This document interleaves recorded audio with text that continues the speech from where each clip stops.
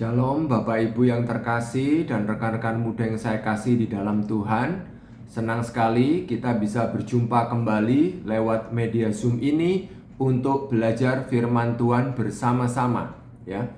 Nah, tema perenungan firman Tuhan pada hari ini adalah Allah turut bekerja untuk mendatangkan kebaikan ya.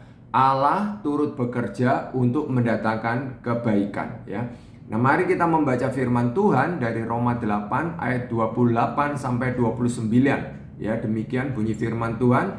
Kita tahu sekarang bahwa Allah turut bekerja dalam segala sesuatu untuk mendatangkan kebaikan bagi mereka yang mengasihi Dia, yaitu bagi mereka yang terpanggil sesuai dengan rencana Allah.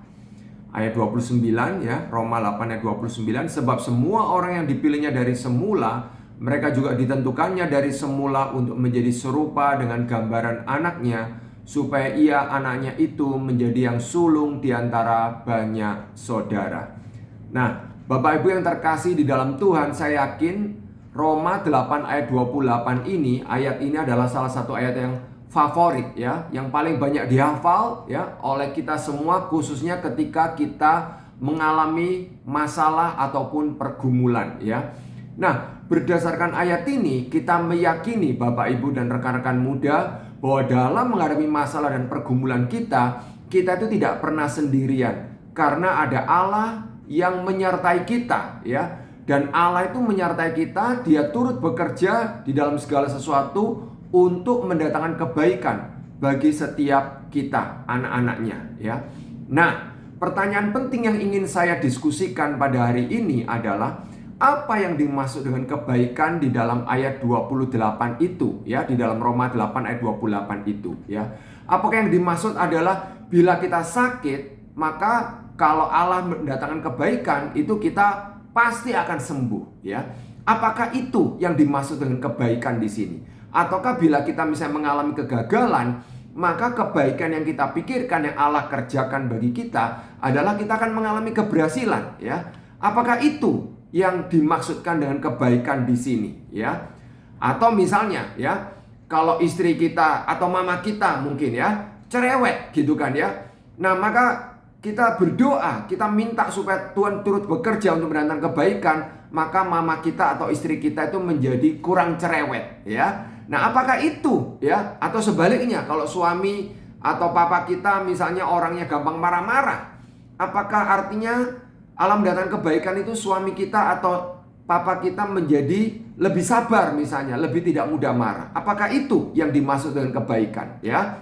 Nah, saya percaya itu juga adalah bagian dari kebaikan-kebaikan yang Allah kerjakan di dalam hidup kita, anak-anaknya ya. Tetapi saya juga percaya bahwa maksud utama dari kebaikan itu ya, yang dimaksud dengan kebaikan itu, yang utama itu bukan itu Bapak Ibu ya. Yang dimaksud ya, kebaikan utama yang dimaksudkan itu adalah ada di ayat 29 ya, Roma 8 ayat 29, yaitu sebab semua orang yang dipilihnya dari semula, mereka juga ditentukannya dari semula untuk menjadi serupa dengan gambaran anaknya, supaya ia anaknya itu menjadi yang sulung di antara banyak saudara ya. Jadi kebaikan yang utama yang dimaksud di sini itu bukan Allah mengubah situasi kita ya, atau pergumulan-pergumulan kita bisa menjadi selesai gitu ya. Tetapi sesungguhnya kebaikan yang utama Allah kerjakan itu adalah Allah mengubahkan kita supaya kita makin dewasa, makin serupa Kristus di dalam kasih kita, di dalam kekudusan kita, di dalam kerendahan hati kita, di dalam kesetiaan kita, dan seterusnya Bapak Ibu ya. Bapak Ibu dan rekan-rekan muda, kita lebih cenderung mencari kenyamanan daripada pertumbuhan ya.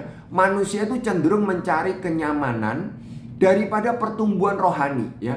Kita maunya Allah mengerjakan kebaikan dengan mengubah situasi-situasi kita, atau mungkin dengan mengubah orang lain di sekitar kita, dan bukan mengubah kita sendiri supaya kita makin dewasa, makin serupa dengan Kristus ya. Nah, kalau kita misalnya membaca dari kisah Rasul Paulus dalam 2 Korintus 12 ayat 9 ya, saya bacakan. Tetapi jawab Tuhan kepadaku, cukuplah kasih karuniaku bagimu, sebab justru dalam kelemahanlah kuasaku menjadi sempurna. Sebab itu terlebih suka aku bermegah atas kelemahanku, supaya kuasa Kristus turun menaungi aku. Kita baca ya dari 2 Korintus 12 ayat 9 ini, situasi Paulus tidak berubah. Doa Paulus tidak dijawab oleh Tuhan ya. Tetapi Paulus berubah. Ya, Paulus itu berubah. Dan kalau juga misalnya kita belajar dari Matius 26 ayat 39 dan 42 ya, ini kisah tentang Tuhan Yesus yang mau disalib ya. Dikatakan maka ia maju sedikit lalu sujud dan berdoa katanya, "Ya Bapakku, jikalau sekiranya mungkin biarlah cawan ini lalu daripadaku, tetapi janganlah seperti yang ku kehendaki melainkan seperti yang kau kehendaki." Ya. Ayat 42 ya, Matius 26 ayat 42. Lalu ia pergi untuk kedua kalinya dan berdoa katanya, "Ya Bapakku, jikalau cawan ini tidak mungkin lalu kecuali apabila aku meminumnya, jadilah kehendakmu." Di sini kita melihat ya, situasi Yesus tidak berubah. Yesus tetap harus meminum cawan murka Allah itu. Yesus tetap harus naik ke kayu salib. Tetapi Yesus mau merendahkan diri dan taat kepada Bapaknya. Nah, semoga kita semua boleh terus mengalami kebaikan-kebaikan Allah ya.